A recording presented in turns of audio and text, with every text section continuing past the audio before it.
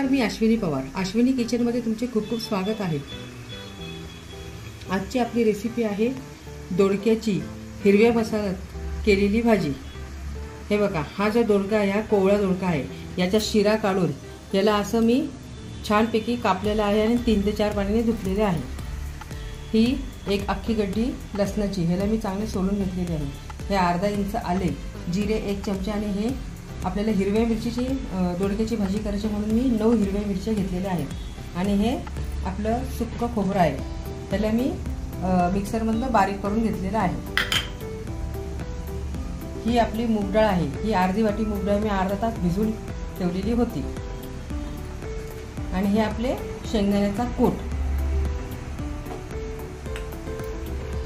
गरम मसाला 1 चमचा, अर्धा चमचा हळद, चवीनुसार मीठ आणि इथं मी हिंग घेतलेले आहे.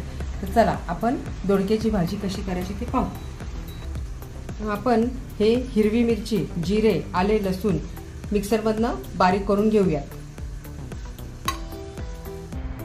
गॅसवर मी कढई ठेवलेली आहे. आपली कढई चांगली गरम झालेली आहे.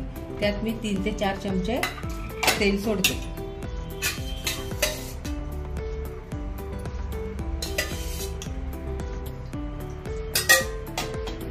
आपल्या तेलाला चांगला ताव आलेला आहे. आता मी हे कढीपत्ता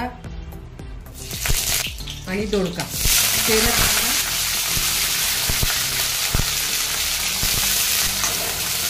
दोडक्याची कोवळी भाजी खायला अतिशय रुचकर लागते. तर मी यात हे हिरवी मिरची, आले, लसूण पेस्ट आणि खोबरे यात सोडत आहे आणि याला चांगलं परतून घेतो.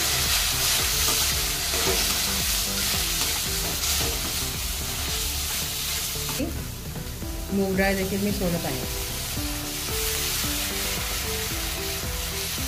पण यात 4 ते 5 चमचे शेंगदाण्याचं कूट देखील सोडणार आहोत.